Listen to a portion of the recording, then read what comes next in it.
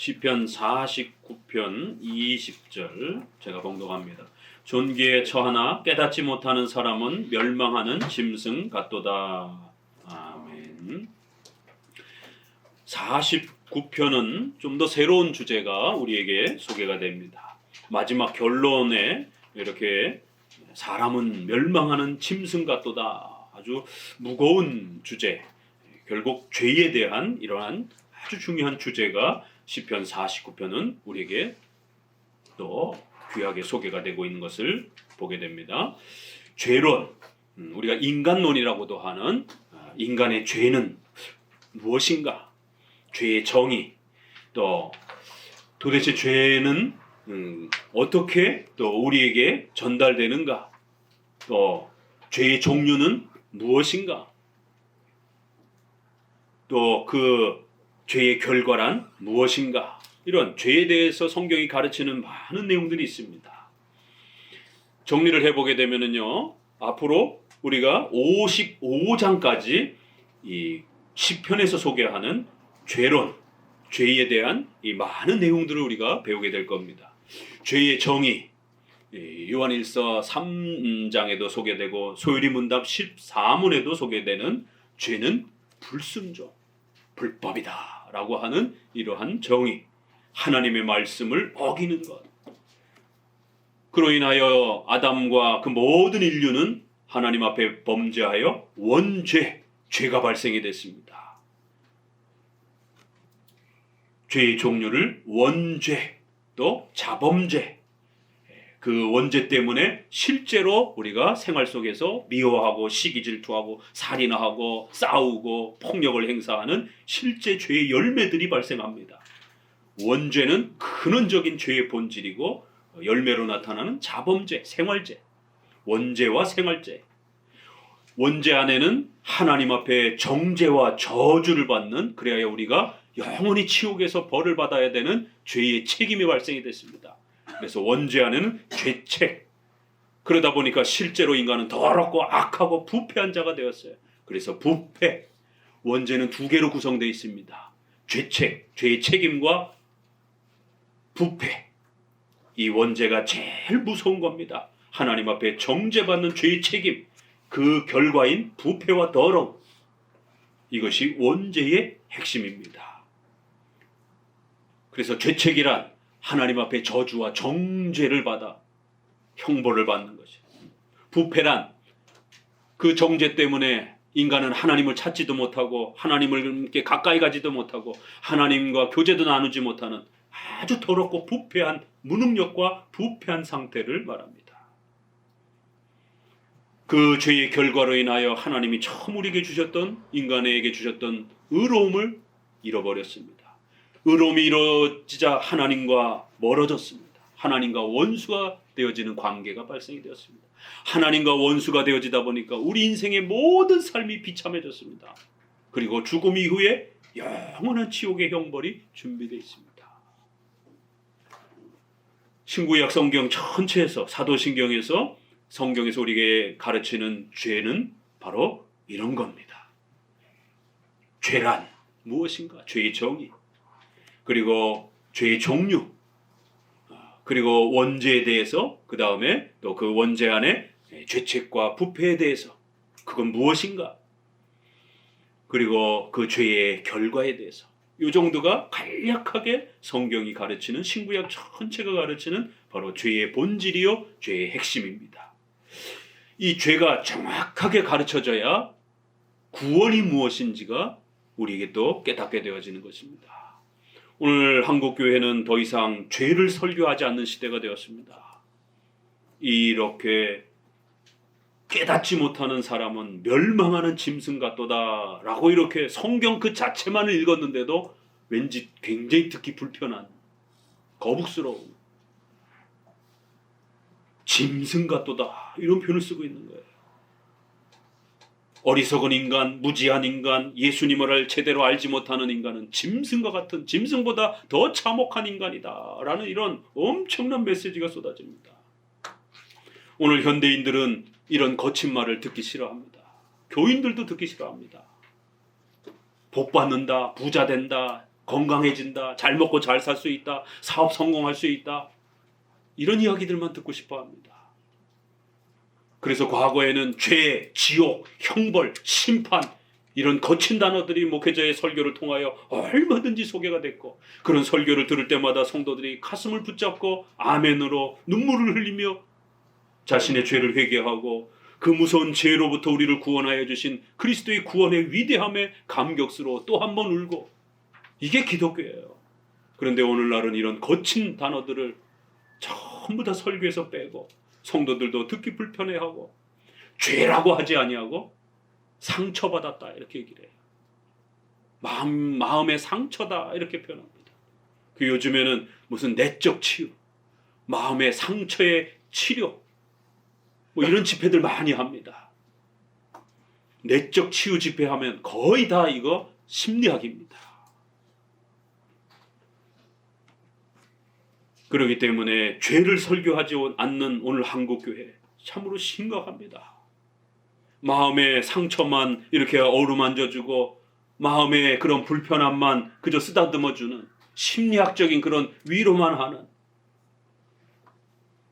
그러다 보니까 많은 설교들이 최근에는 감성적인 그러한 영화라든가 드라마라든가 소설처럼 부드럽게 사람의 마음을 이렇게 어루만져주는, 괜찮아, 너도 최선을 다한 거야, 너도 힘들게 살았잖아, 그러니까 너무 자책하지 마, 너도 잘한 거야, 이렇게 자기 최면적인, 자기 위로적인, 자기 그러한 권면적인 그런 식으로 설교가 쏟아집니다. 그러니까 성도들이 그런 설교를 들으면 기분이 굉장히 좋아집니다. 여러분 영화라든가 드라마 이렇게 보게 되면 그 드라마들이 그러한 인간의 감성을 자극하는 것이에요. 최근에 그런 유명한 강사들 있잖아요. 뭐 듣다 보면 막 웃고 그러다가 또 울기도 하고, 그런데 그 강사들의 주된 특징들을 보게 되면 다 그렇게 사람들의 마음을 어루만지는 것이에요. 뭐 일반 강자들이라면, 인문학 강자라면 얼마든지 그렇게 할 수 있어요. 뭐 힘들게 살아가는 오늘 현대인들, 정신적으로 굉장히 스트레스 받고 힘든 이런 사람들 좋은 인문학 강좌 들으면서 막 깔깔대고 웃고, 또 그러다가 또 가정 얘기 나오고 또 부모 얘기 나오고 자식 얘기 나오고 이러면 한국 사람들은 정이 많아서 또 이렇게 눈물 뚝뚝뚝뚝 흘립니다. 그렇게 듣고 나면 속이 후련해요. 왜냐면 인간은 정서적인 존재이기 때문에. 노래방에 가서 여러분 슬픈 노래 불러보세요. 막 눈물이 뚝뚝뚝뚝 흘러줍니다. 근데 찬송가 부를 때는 말똥말똥해요. 그러나 이렇게 정서가 담긴 그러한 그 일반 그런 노래들을 부르면 마음이 울적해지고 눈물도 나고 속이 시원해집니다. 인간은 정서적인 존재이기 때문에 그런 정서를 어루만져주면 마음이 약간 치료됩니다. 그러나 근본적인 인간의 죄의 문제가 해결되지 않는다는 거예요. 인간의 아픔과 괴로움과 슬픔과 고통과 이 모든 괴로움은 죄로부터 오는 것이기 때문에 그 죄를 정확하게 설명해주고 그 죄가 어떻게 해결되는지에 대한 방법을 예수 그리스도를 통해서 해결되어지는 그 정확한 구원의 방법을 가르쳐주지 아니하면, 아무리 무슨 뭐 부부학교, 무슨 뭐 가정학교 이래서 발을 씻기고 뭐 편지 써주고 뭐 이렇게 또 가족들하고 또 뭐 캠핑을 하고 아무리 그런 시간을 갖는다 할지라도 근원적으로 그 가정의 불화와 싸움과 고통은 사라지지 않습니다. 그거 한 달도 못 갑니다. 또 한 달 지나면 또 싸우고 서로 상처내고 서로 미워하고. 왜요? 인간의 근원적인 이 죄악의 문제가 해결되지 않았기 때문에 그런 거죠. 이제 우리 49편부터 자그마치 55편까지 이 죄에 대해서 좀 불편하지만 반드시 들으셔야 되는, 우리 기독교는 바로 이 죄를 가르쳐주고 그 죄로부터 구원받는 이 구원의 비밀을 가르쳐주는 것이 기독교의 본질입니다. 병 치료해주고 귀신 내쫓고 무슨 부자가 되게 하고 이걸 가르치는 게 기독교가 아닌 것입니다.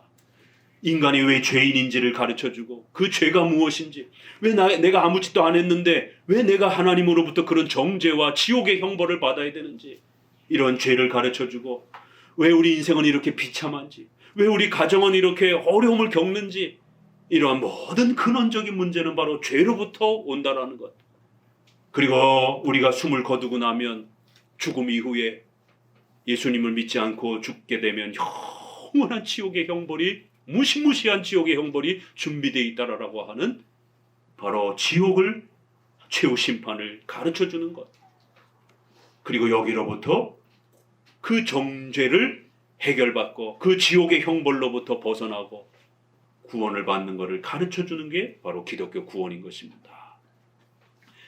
49편 짐승과 같도다 이렇게 표현되어 있죠. 자, 50편 6절을 한번 볼까요? 시편이 이렇게 때로는 아주 집중적으로 몇 편을 모아서 아주 중요한 그 교리들을 집중적으로 우리에게 가르치면서 더욱 잘 깨닫도록 도와주는 것을 봅니다. 6절을 같이 한번 읽어봅니다. 하늘이 그 공의를 선포하리니 심판장이시다. 하나님은 재판장이다. 하나님은 모든 사람들의 선과 악을 심판하신다. 더 나아가서는 신앙과 불신앙을 판단하시는 심판장이시다라는 거예요. 22절도 읽어봅니다. 하나님을 잊어버린 너희여 이제 이를 생각하라. 그렇지 아니하면 내가 너희를 찢으리니 건질 자가 없으리라. 하나님을 믿지 않는 자들, 교회를 나오지 않는 자들, 예수님을 믿지 않는 자들 반드시 마지막 때에 하나님이 찢으실 것이다라는 거예요. 찢는다라고 하는 건 지옥의 영원한 형벌을 이렇게 표현합니다. 자, 51편으로 넘어갑니다.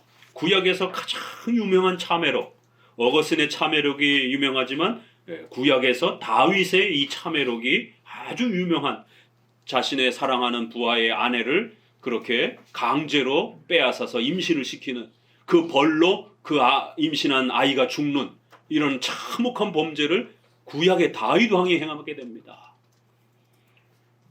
그 범죄를 하고 나서 선지자가 찾아와서 호되게 책망할 때에 다윗이 회개하는 고백입니다. 유명한 구약의 참회록 회개시입니다. 51편 1절 같이 읽어봅니다. 하나님이여 주의 인자를 쫓아 나를 긍휼히 여기시며 주의 많은 자비를 쫓아 내 죄가를 도말하소서. 나의 죄악을 맑게 씻기시며 나의 죄를 깨끗이 제하소서.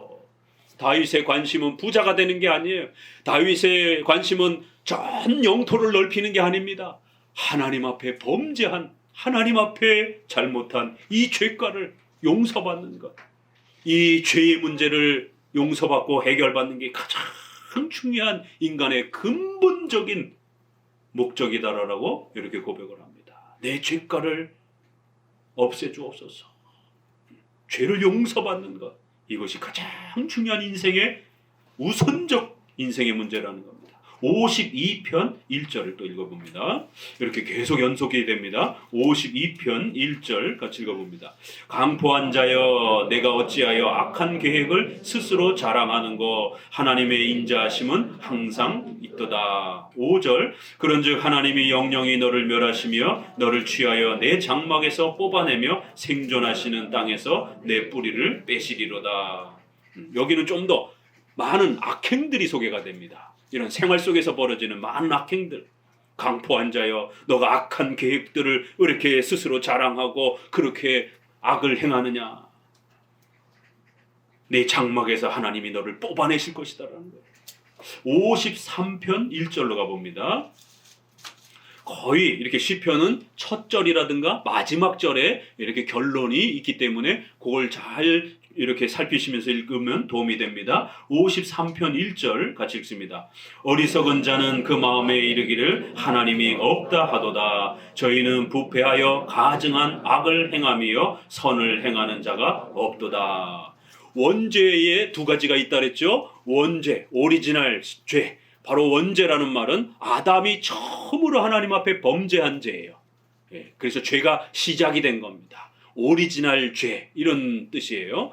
그 또 다른 의미는 우리와 관련해서 우리가 태어나면서부터 우리는 하나님을 모릅니다. 우리는 태어나면서부터 하나님을 싫어합니다. 인간은 본능적으로 교회 다니기 싫어합니다. 이런 면에서 아주 본성적인 본질적인 죄다 이런 면에서 근원적인 죄다 이렇게 해서 원죄 이렇게 표현을 합니다. 그냥 줄여서 죄라고도 하지만 또 원죄, 그 원죄에는 하나님 앞에 정죄받은 죄책, 저주와 정죄를 받아 지옥의 형벌을 받아야 되는 책임을 짊어지고 있는 겁니다. 인간은 죄책. 그러다 보니까 실제로 인간은 하나님을 믿지도 않고 또 교회도 다니지도 않고 미움과 시기, 질투와 같은 이런 심각한 부패와 더러움의 상태가 발생이 됩니다. 부패. 53편은 인간은 어리석어서 하나님께 나오기도 싫어하고 하나님을 외면하고 인간은 완전히 부패하여 더러워진 상태가 되었다. 선도 행하지도 않는 더럽고 무익한 자가 되었다. 원죄 중에 부패에 대해서 좀 더 많이 강조하는 걸 알 수가 있습니다. 이렇게 시편은 죄의 여러 내용 중에 이쪽 부분을 이렇게 아주 풍요롭게 강조하는 것입니다. 비슷하게 반복하는 것 같지만 죄의 여러 부분들을 골고루 소개해 주는 거예요. 이게 로마서에서는 아주 핵심적으로 다 들어가 있어요. 그런 차이가 나타나는 겁니다. 구약은 풍성함이 더 많은 것이죠. 신약은 아주 잘 요약되어 있는 거예요. 이렇게 신구약에 그런 장단점 및 차이점이 있는 겁니다.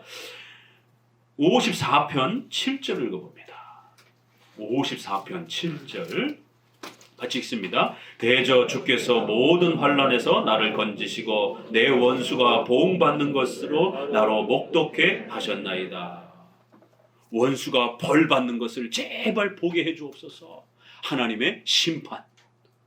55장 15절도 봅니다. 이것도 비슷해요. 최후 심판과 관련해서 55장 15절.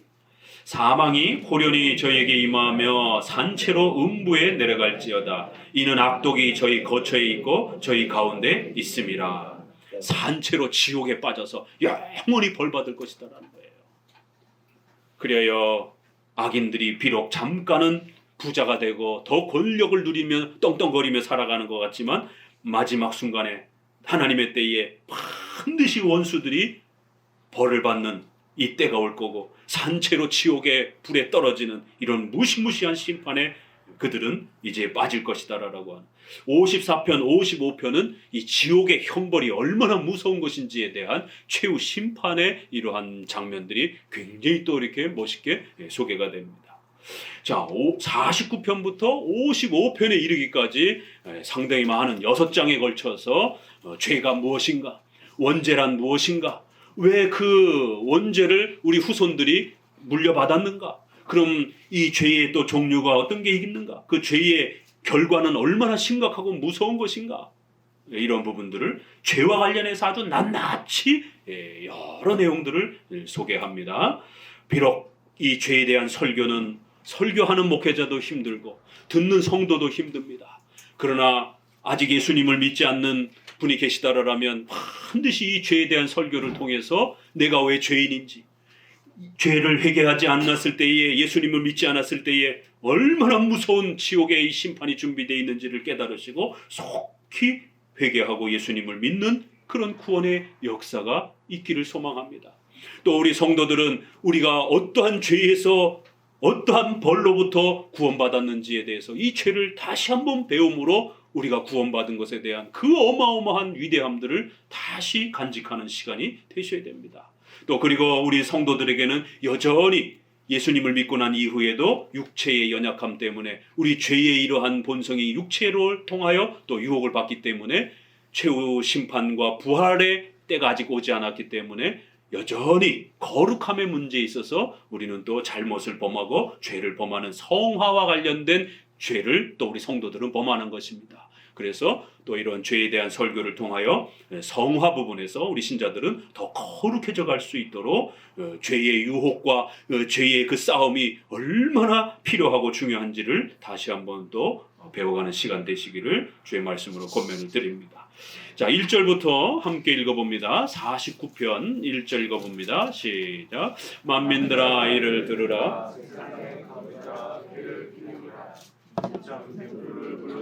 다 들을지어다. 내 입은 지를 말하겠고 내 마음은 영토를 묵상하리로다. 내가 비유에 내 귀를 기울이고 수금으로 오묘한 말을 들리로다.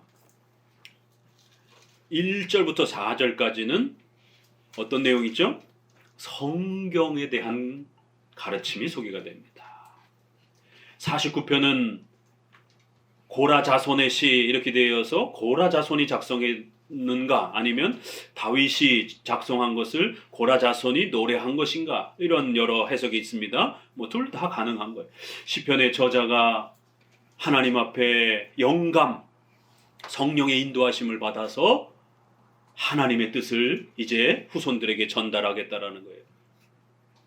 내가 지금부터 하는 말은 일반 평상적인 사람의 말이 아니라 하나님의 뜻을 계시로 받아서 이제 우리 인류와 후손들에게 전해주는 말이니까 잘 새겨서 들으라는 것입니다.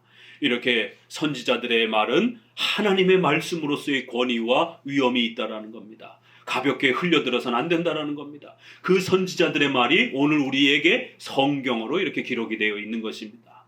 만민들아 들으라, 모든 후손들아 귀를 기울이라는 거예요. 귀천 빈부를 막론하고 모든 인간은 이 하나님의 말씀에 귀를 기울여야 된다라는 거예요. 그 선지자들의 입술을 통하여 하나님께서 호미한 말을, 하나님의 신비로운 그 하나님의 뜻을 인간의 언어로, 인간의 말로 우리에게 전달해 주셨다라는 거예요. 인간의 말과 언어로 전달이 된다고 해서 우습게 여기면 안 된다라는 겁니다. 하나님의 인도하심을 통해서 그렇게 기록된 하나님의 말씀, 성경 말씀이라는 겁니다. 자, 그 성경 말씀에서 이제 우리에게 가르쳐 주고 싶은 아주 소중한 하나님의 뜻이 있는데 바로 그것은 인간이 죄인이라는 사실이에요. 5절을 읽습니다. 죄악이 나를 따라 애우는 환난의 날에 내가 어찌 두려워하랴. 자기의 재물을 의지하고 풍부함으로 자긍하는 자는 저를 위하여 하나님께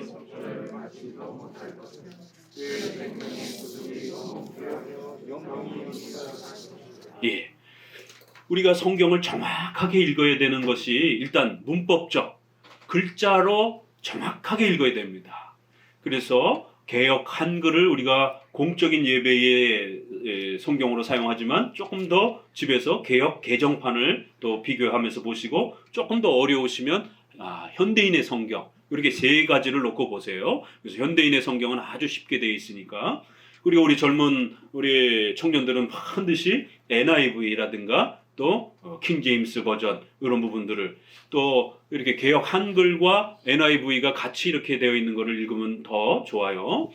죄악이 나를 따라 애우는, 이러면 이게 잘못 읽으면 이 저자의 죄악처럼 읽혀져요. 죄악이 이렇게 돼 있어서 그 영어 번역도 조금만 보면 신이라든가 이런 죄로 저자 말하는 자의 죄처럼 이렇게 번역되어지고 읽혀질 수 있는 그런 번역들이 있어요. 그래서 좋은 번역과 조금 떨어지는 번역이 있을 수 있는 겁니다. 그 훨씬 권위 있는 이러한 번역을 보게 되면 히브리어의 그 표현을 있는 그대로 충실하게 좀 더 번역하려고, 그게 조금 어렵지만 이건 벌써 의역이 된 거예요. 의미를 이렇게 해석자가 조금 붙인 겁니다. 그 영어 성경도 조금 더 권위 있는 번역은 발뒤꿈치를 손상시킨다 이렇게 되어 있어요. 우리의 발뒤꿈치를 자꾸만 망가뜨린다. 이건 무슨 말이지 이게? 악한 자들이 성도들의 몸을 상해하고 아프게 한다라는 거예요. 성도들의 발뒤꿈치를 망가뜨린다라는 거예요. 성도들을 자꾸 뒤쫓아다니면서 성도들을 괴롭힌다라는 거예요. 그거를 성도들의 발뒤꿈치를 자꾸 상처를 낸다 이렇게 표현되어 있습니다. 근데 이제 우리 번역에는 죄악이 나를 따라 그렇게 감싼다 이러니까 마치 주여 나의 죄악이 나를 자꾸만 지배하고 나를 자꾸만 괴롭힙니다 이렇게 읽혀질 수가 있어요. 내 죄가 나를 떠나질 않고 자꾸만 나를 그렇게 지배하려고 합니다. 환난 날에 내가 어찌 두려워하랴. 이렇게 이제 조금 뒤에 문장하고 좀 안 맞는 거예요. 성경은 정확하게 읽는 훈련을 부지런히 하셔야 됩니다. 이렇게 우리 장로교는 강해 설교이기 때문에 열심히 성경 한 구절 한 단어 한 문장을 정확하게 읽어가는 훈련을 목회자와 함께 하는 겁니다. 그러면 집에 가셔서 여러분이 성경을 읽을 때도 그렇게 신중하게 열심히 차근차근 읽어가는 거예요. 그럼 이것은 발뒤꿈치, 성도들의 발뒤꿈치를 자꾸 망가뜨리고 깨뜨린다라는 거예요. 환난의 날에 많은 그 죄인들이 그렇게 성도들을 괴롭힌다는 거예요. 그럴지라도 우리 성도들은 두려워하지 않겠다라는 겁니다. 이런 고백이에요. 그래서 이거를 죄악들이, 악한 죄인들이 이렇게 바꾸면 조금 더 훨씬 이해가 쉽죠. 악한 죄인들이 나를 따라 자꾸만 나를 괴롭힙니다. 나를 감쌉니다. 환난의 그 고통 속에서 자꾸만 나를 괴롭힙니다. 그리할지라도 우리 성도들은 두려워하지 않을 것입니다. 벌써 이 고백 안에 성도들이 하나님의 이러한 도우심과 은혜 속에서 어떻게 살아가는지, 비록 많은 악한 죄인들이 성도들을 괴롭힌다 할지라도 성도들은 하나님의 도우심으로 절대로 무너지지 않는다라고 하는 아주 강력한 선언과 고백이 먼저 쏟아집니다. 왜 악인들이 성도들을 이렇게 괴롭히는가? 이제 본격적으로 그 악한 자들의 악행들이 소개가 됩니다. 그 악한 자들은 자기의 재물을 의지하고 자랑하고 풍부함으로 자랑한다라는 거예요.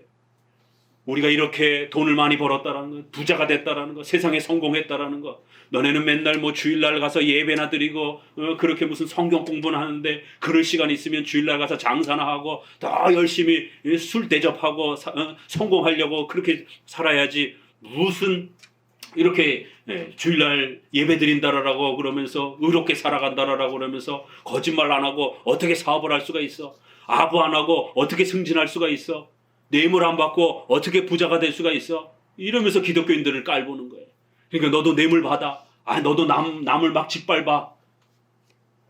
자기의 재물을 의지하고 풍부함을 자랑하고 그렇게 떵떵거린다라는 겁니다.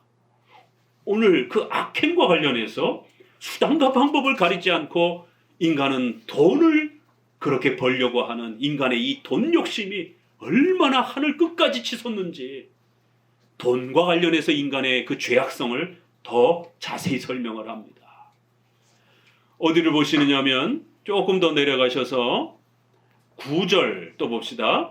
저로 영존하여 썩음을 보지 않게 못하리니 저가 보리로다. 지혜 있는 자도 죽고 우준하고 무지한 자도 같이 망하고 저희의 재물을 타인에게 끼치는도다. 저희 속 생각에 그 집이 영영이 있고 그 거처가 대대에 미치리라 하여 그 전지를 자기 이름으로 칭하도다. 하나님에 대해서 관심 없어요. 예수님에 대해서 관심 없어요. 죄가 뭔지에 대해서 관심 없어요. 예배 드리는 거 관심 없어요. 뭐만 관심이 있습니까? 오직 돈 버는 것만 관심이 있어요. 지혜 있는 자도 죽고 우준하고 무지한 자도 죽고 결국 인간은 모두 죽는다라는 거예요. 죽지 않고 산 사람이 있습니까? 진시황이 불로초를 구하려고 그렇게 전 세계로 영원히 사는 약을 구해오라라고 우리 유명한 이러한 동양의 역사를 보게 되면, 그리고는 그 땅덩어리를 그렇게 다 지배하면서 세상의 모든 권세를, 모든 그러한 부귀영화를 다 누릴 것 같았던 그 진시황도 죽은 것이. 제가 30년 전에 중국에 대학생 때 이 선교 전도여행을 한번 간 적이 있습니다. 그때는 중국하고 수교가 되질 않아가지고 외교부에 중국 여행 간다라고, 왜 대학생들이 중국을 뭐하러 가냐라고, 사업하는 사람들도 비자 잘 안 내주는데, 그래서 몇 번씩 빠꾸를 당하고. 그런데 기적처럼 이렇게 그때는 대학생들이 외국에 나간다는 게 굉장히 어렵습니다. 병역의 문제도 있고 그래서 보건소에 가서 건강검진 다 받아야 되고, 그 다음에 또 학생들이 가려면 2사람 이상의 인후보증, 돈 있는 사람 재산 조사해가지고 얘가 바깥에 나갔다가 군대 안 가고 도망갈 수도 있으면 네가 책임져라, 이렇게 해서 2사람 재산세가 어느 정도 내는 사람이 이 2사람이 보증을 서주고, 아주 굉장히 까다로웠습니다. 그렇게 비자를 받고 중국에 들어가서 중국을 한 달 가까이를 이렇게 여행 핑계 대고 이렇게 이제 대학생 선교 여행을 다닌 적이 있습니다. 그 결국 나중에는 우리를 인도하던 조선족이 자기도 크리스찬이라고. 저희가 처음에는 여행처럼 이렇게 숨기고 다니다가 나중에는 그 조선족에게 우리가 이런 크리스찬이다. 그래서 전도를 사실 하려고 왔는데 중국 상황이 전도지를 꺼내는 순간 바로 공안에게 잡혀갑니다. 가이드들도 고발을 합니다. 그렇지만 자기네들끼리 외국인들이 호텔에서 자기네들끼리 예배드리고 이런 거는 그거는 그냥 보호해줘요. 그냥 그건 타치를 안 해요. 이 조선족들이 얘네들이 와갖고 맨날 예배드리고 찬송하고 그러니까 이렇게 지켜보다가 자기도 사실은 부모님에 의해서 크리스찬이다라고 얘기를 하는 거예요. 너무 반가워가지고 이렇게 성경책도 좀 주고 전도지도 좀 주고 이러면서 이렇게 그러한 참 놀라운 일들을 경험한 적이 있습니다. 이러한 그 열악한 상황 속에서 오늘 이 돈에 대한 이러한 그 인간의 욕망과 이 어리석음들이 하나님에 대해서도 관심 없고 예수님에 대해서도 관심 없고 죄에 대해서도 관심 없고 오직 이렇게 돈만 버는 것에 대한 이러한 그 욕망으로 가득 찬 이런 인생의 어리석음들을 이렇게 비판하는 겁니다. 모두가 다 죽는데 영원히 살 것처럼. 그러면서 이제 그 중국 여행 중에 여행을 목적으로 갔기 때문에 진시황 무덤을 가본 거예요. 상상을 초월하더라고요, 정말. 그때 막 한참 이제 막 발견해갖고 뭐 10분의 1도 이렇게 다 발굴을 못했다 그러더라고요. 근데 정말 그 진시황의 그 소문으로는 사람을 종들을 왜 우리 예전에 보면 순장이라 그러잖아요. 노예들을 그냥 같이 묻어버리는. 그래갖고 중국 속설에도 그 어마한 수만의 이런 병사들 그 조각상이 있는데 세워놓고 그냥 산채로 진흙을 부어가지고 굳혔다라고 하는지 뭐 이런 속설도 있고. 그래서 그 진흙 그 군사가 이게 진흙으로 만들어진 건지 사람인지 이런 속설들이 사람 크기만한 그런 그 이렇게 진흙으로 된 병사들이 진시황릉을 보호하는 말도 있고 하녀들도 있고 병사들도 있고 죽으면 그 죽은 나라에 가서 이렇게 병사들이 보호받으며 살으라라고. 뭔 소용이 있어요? 죽으면 다 내려놓고 가야 되는 거예요. 아무것도 못 가지고 가는 겁니다. 이 진시황의 그 어마어마한 욕망이 아무리 큰다 할지라도 다 내려놓고 가는 거예요. 어떤 사람도 죽음을 이겨낸 사람이 없습니다. 오직 예수 그리스도 외에는 이 죽음의 문제를 해결한 존재가 없는 것이. 그래서 이렇게 인간의 죽음의 문제를 깨닫지 못하고 영원히 사는 것처럼 마치 자기 돈과 권력으로 영원히 사는 것처럼 이런 어리석음들, 예수님을 알지 못하고 죄를 알지 못하고 하나님을 알지 못하는 이런 인간의 어리석음을 12절에 사람은 존귀하나 장구치 못하며 멸망하는 짐승 같도다. 오늘 다시 또 강조합니다. 결론적 표현이죠. 사람은 마치 부귀영화를 누리며 그렇게 영원히 살 것처럼 떵떵거리며 살 것처럼 그렇지만 반드시 죽는다라는 거예요. 장구치 오래도록 그렇게 생명을 유지하며 살지 못한다라는 겁니다. 13절 이하에도 또다시 돈 얘기 또 나옵니다. 저희의 이 행위는 저희의 우매함이나 후세 사람은 오히려 저희 말을 칭찬하리로다.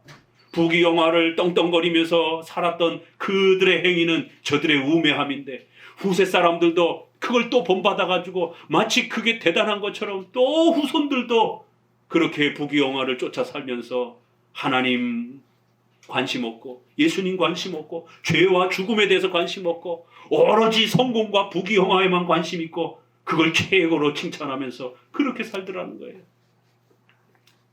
16절 또 읽어봅니다. 같이 읽어봅니다. 사람이 치부하여 그 집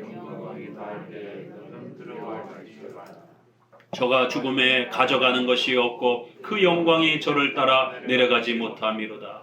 저가 비록 생시에 자기를 축하하며 스스로 좋게 함으로 사람들에게 칭찬을 받을지라도 그 역대의 열조에게로 돌아가리니 영영이 빛을 보지 못하리로다. 우리 속담에도 있는 그런 인간의 일반적 경험의 얘기. 그렇게 아웅다웅 돈 하며 살다가 결국 아무것도 가지고 가지 못하는 그런 비참한 인생의 이런 표현들이 일반 우리 말에도 있는 거예요. 그런데 여기 성경에 보니까 아주 정확하게 사람이 치부하여 그 집 영광이 더할 때에 어마어마한 돈이 쌓이고 세상의 권력과 명예를 다 가지고 있습니다. 성도들은 부럽다 그러지 말라라는 거예요. 그걸 부러워하지 말라라는 거예요. 저가 죽음에 가져가는 것이 없고 그 영광이 저를 따라가지 못한다라는 겁니다. 삼성의 이러한 최고의 부자들도 다 내려놓고 돌아가시는 것이에요. 세계의 최고의 부자들도 다 내려놓고 가는 거예요. 세계 최고의 무서운 그런 권력자들도 다 내려놓고 가는 겁니다. 그 진흙으로 하녀들 또 사람을 산채로 그렇게 자기 무덤에 같이 데리고 가서 그 극락세계라든가 저 또 머나먼 세계에서 여전히 또 왕으로 살려고요. 천만의 말씀이에요. 그건 개인의 욕심일 뿐이에요. 아무것도 못 가져가는 거예요. 죽음 이후에 지옥이 준비되어 있다는 겁니다. 그 역대의 열조에게로 돌아갈 거라는 거예요. 불신자들이 죽으면 가는 곳, 하나님을 모르고 예수님을 모르고 자기 죄에 대해서 그 죄가 얼마나 무서운 건지 모르고 죽음이 무엇인지를 모르고 살았던 불신자들이 가는 그곳, 영영이 빛을 보지 못하는 것. 구약은 지옥을 이렇게 표현합니다. 신약의 마가복음에는 거기는 죽지 않는 벌레가 영원토록 그렇게 꺼지지 않는 불이 인간을 태워 죽이는, 인간을 갉아먹는, 그리하여 그 무서운 벌레들과 그 무시무시한 불이 꺼지지도 않고 그렇게 사람을 고통스럽게 한다라고 하는 이런 형태로 지옥을 이야기합니다. 불못이라 이렇게 표현합니다. 불구덩이라 이렇게 표현합니다. 구약에는 에스골 골짜기, 게헨나 이런 표현을 합니다. 그러니까 사람은 지옥을 경험해 본 적이 없어요. 지옥을 가본 적이 없어요.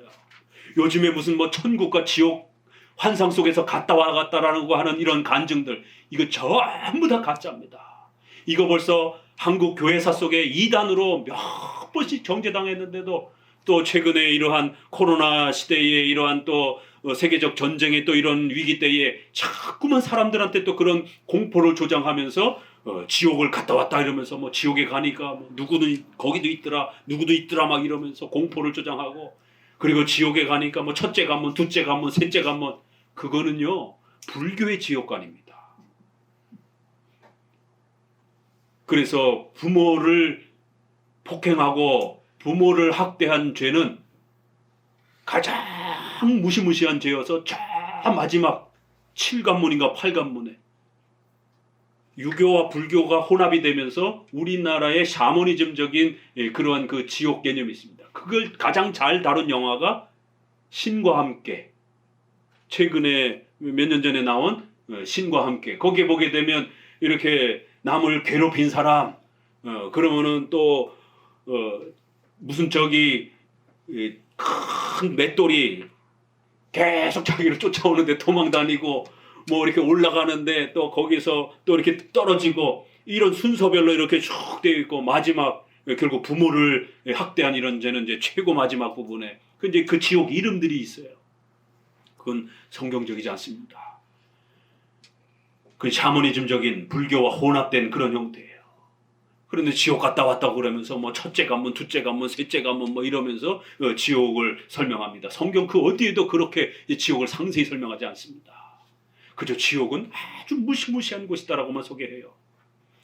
그런데 구약에서는 성도들에게 지옥을 가르치기 위해서, 또 불신자들이 지옥이 얼마나 무서운 건지를 가르치기 위해서 이 에스겔 골짜기, 게헨나, 이것은 전쟁하고 난 다음에 사람의 시체가 너무 많이 발생이 되잖아요.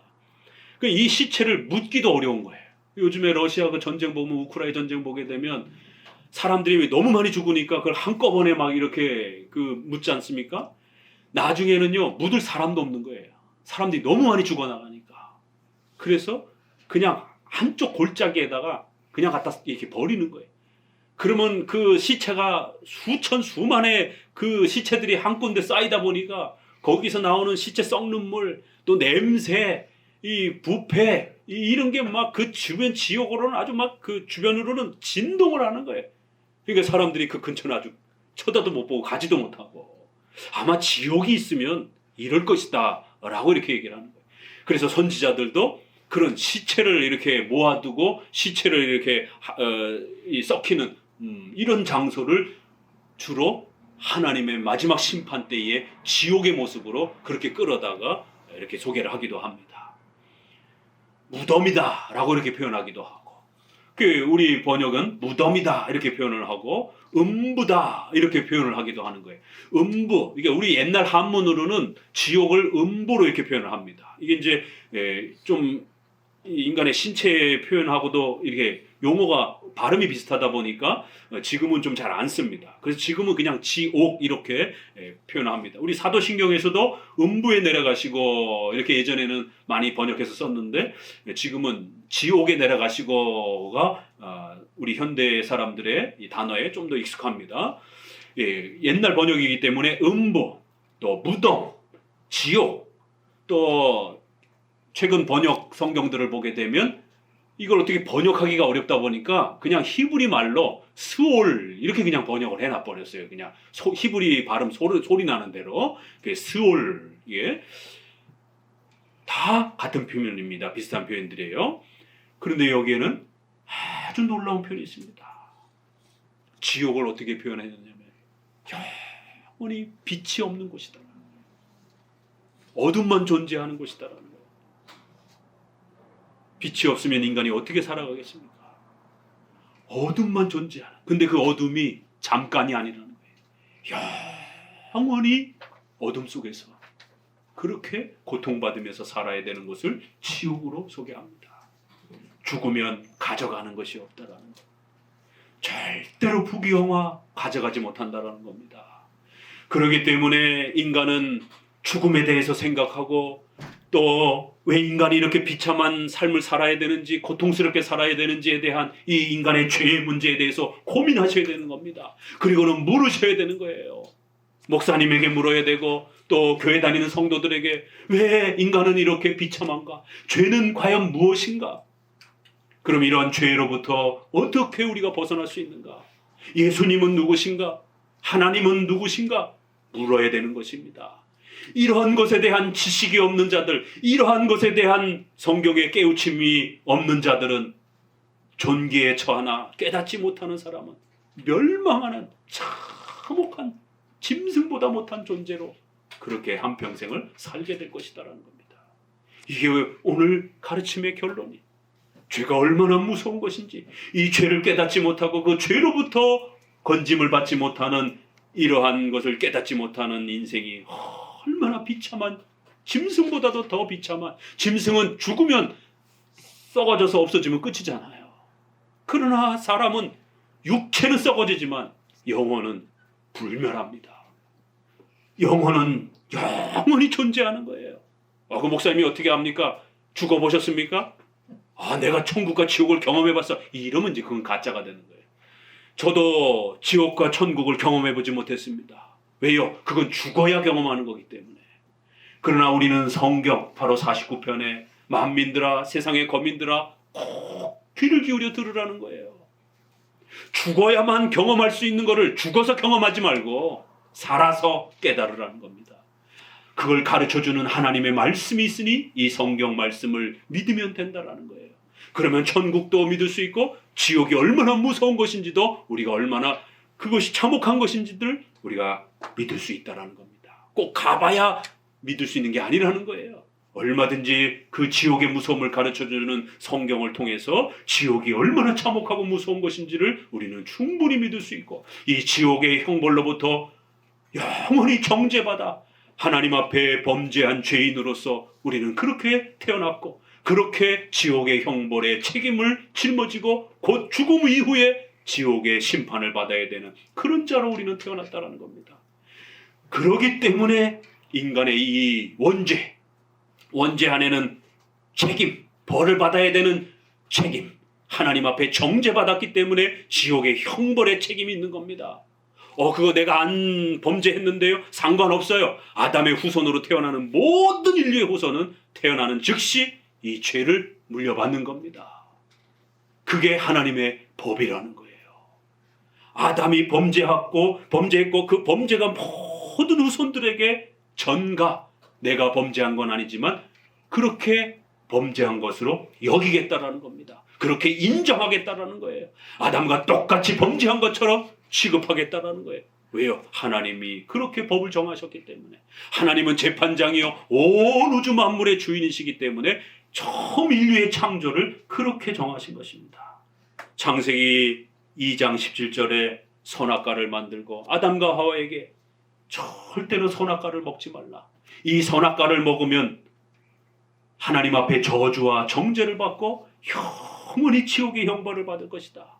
정령 죽으리라. 정령 저주를 받고 정죄를 받고 지옥의 심판을 받을 것이다. 요거에 줄여져서 정령 죽으리라. 그 죽는다라는 것, 인간이 죽는다라고 하는 것은 하나님으로부터 의를 빼앗기고 하나님과 원수가 되고 이 땅에서 비참하게 살고 죽음 이후에 영원한 지옥의 형벌을 받는다라는 것을 죽는다라고 이렇게 표현하는 겁니다. 육체가 죽는 게 무서운 게 아닙니다. 육체가 죽는 것도 무섭고 두렵지만 육체가 죽고 난 이후에 영원히 지옥에서 살아야 되는 이 영적인 죽음이 더 무서운 것이에요. 그래서 성경은 죽음을 다양한 의미로 이렇게 표현하는 거예요. 정령 죽으리라. 그리고는 이제 그 죄가 우리 모든 인류 후손들에게 퍼졌습니다. 자, 우리 로마서 말씀을 봅시다. 로마서 5장 12절 말씀을 봅니다.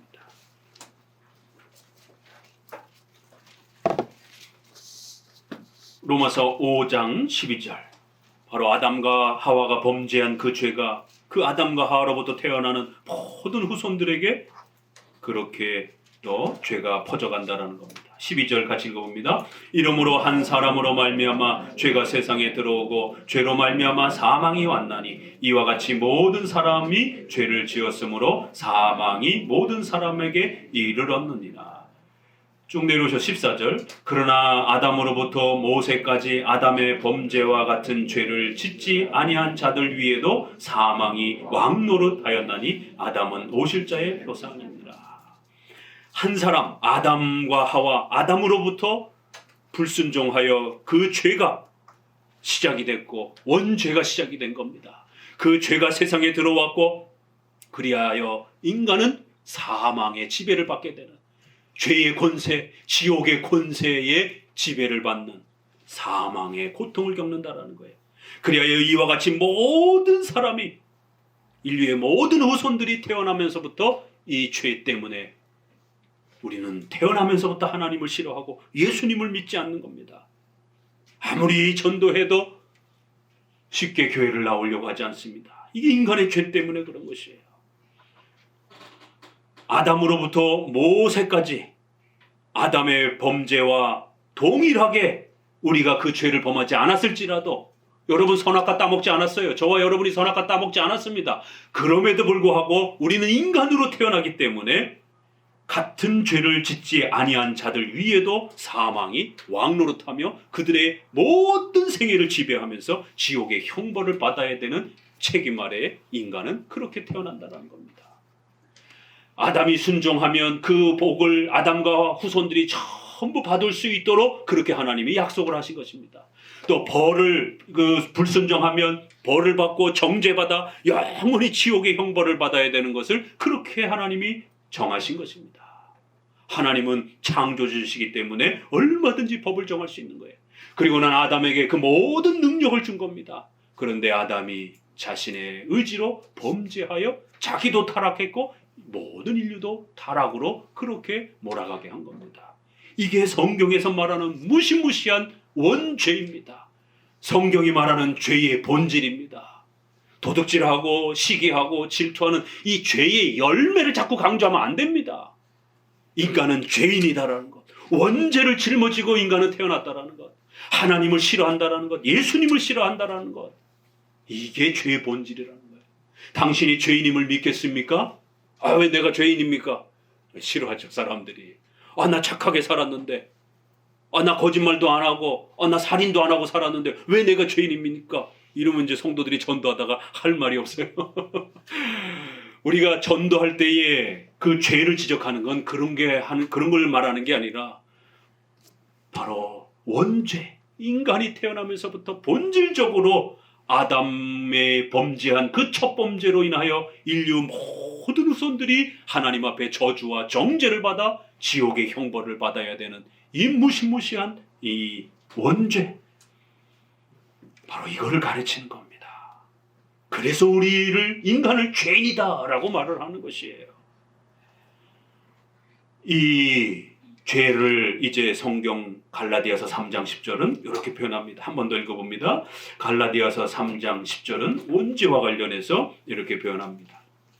갈라디아서 3장 10절을 읽어봅니다. 조금 더 넘어서 넘겨보시면 함께 읽습니다. 무릇 율법 행위에 속한 자들은 저주 아래 있나니 기록된 바 누구든지 율법책에 기록된 대로 온갖 일을 항상 행하지 아니하는 자는 저주 아래 있는 자라 하였습니다. 또 하나님 앞에서 아무나 율법으로 말미암아 의롭게 되지 못할 것이 분명하니 이는 의인이 믿음으로 말미암아 살리라 하였습니다.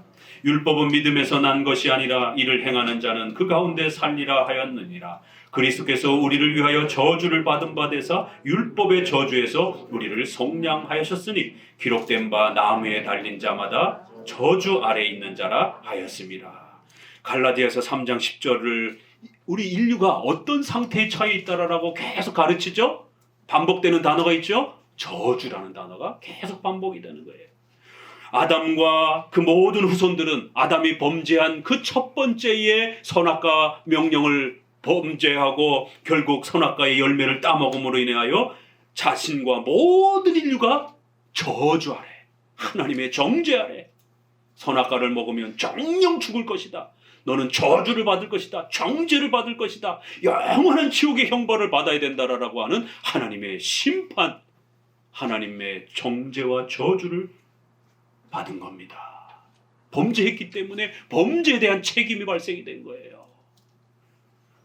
저주 아래 있는 자, 저주 아래 있는 자. 13절에도 저주 아래 있는 자. 그래서 예수님이 이 땅에 오신 것은 우리 크리스찬들을 부자로 만들어주기 위한 이런 게 아닙니다. 기독교는 부자를 만들어주고 병치료해주고 귀신 내쫓고 이런 게 기독교가 아니라 인류가 처해 있는 바로 이 원죄의 문제, 저주의 문제, 정죄의 문제, 이거를 해결해주고 이걸 벗어날 수 있는 길을 가르쳐주는 거예요. 그런데 그것도 우리의 인간의 공로와 우리 인간의 선행으로가 아니라 오직 하나님의 아들이신 예수 그리스도께서 이 땅에 오셔서 우리가 할 수 없는 그것을 13절에 있는 것처럼 그리스도께서 우리를 위하여 저주를 받은 바 되사 율법의 저주에서 우리를 속량하셨다. 속량이라는 단어 또 나오죠? 속죄, 속량, 구속, 이런 단어. 죄값을 치러주셨다. 우리는 원죄로 인하여 죄값을 짊어지고 살아 영원히 지옥의 형벌을 받아야 되는 그러한 죄인들이라는 거예요. 이 저주와 정죄의 죄값을 해결받지 못하면 영원히 지옥의 심판을 받아야 되는 거예요.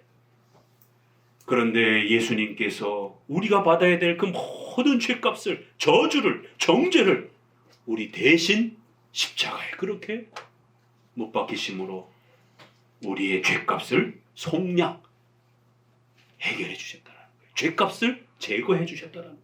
죄값을 없애 주셨다는 거예요. 이게 구원이라는 겁니다. 오늘 마지막 핵심 본문이 이제 7절, 8절에 그래서 나오는 겁니다. 인간이 짊어지고 있는 이 죄값, 이 원죄의 죄책은 너무너무 큰 것이기 때문에 아무도 결코 그 형제를 구속 못하며 저를 위하여 하나님께 속전을 바치지도 못할 것, 그 죄값을 지불하지 못한다라는 거예요. 죄값을 지불하고 감옥에서 빼내와야 되는데 속전, 죄의 값을 지불을 못한다라는 거예요. 1차적으로는 어떤 인간도 어려움과 공포와 두려움 속에 있는 인간을 도울 수 없다라는 그런 외적인 도움도 표현하지만 결국 이러한 재물을 이용을 해서 그 재물로 감옥에 갇힌 사람들을 빼내오는 이러한 표현을 통해서 신약과 연결된 인간의 이 근원적인 죄값을 설명하는 겁니다. 우리가 남을 도와주는 것도 한계가 있는 겁니다. 하물며 더 나아가서 인간이 영원히 하나님 앞에 저주와 정죄를 받은 이 죄값을 해결해 준다는 건 더더욱 불가능한 것이. 왜요? 그 죄값은 너무너무 어마어마한 것이기 때문에. 하나님의 의로운 율법의 저주라는 거예요. 율법이 요구하는 십계명의 이런 완벽한 하나님의 명령을 어느 인간이 그거를 완전하게 순종하고 성취할 수 있겠느냐라는 거예요. 형제를 구속하지 못하며 하나님께 속전을 바치지도 못하며 저희 생명의 구속에 그 구원하는 값이 너무너무 커서 그 하나님의 요구하는 명령이 너무너무 그 값이 크기 때문에 영영이 못할 것이다라는 거예요. 불가능하다라는 겁니다. 그 어떤 인간도 하나님의 명령을 완벽하게 순종하여 그걸 성취할 수 없다라는 겁니다. 그리고 하나님 앞에 저주와 정죄받은 것은 너무너무 두렵고 무서운 것이기 때문에 그거 수백억, 수천억으로 갖다 바친다고 해도 그 죄값하고 비교가 되지 않는다라는 겁니다.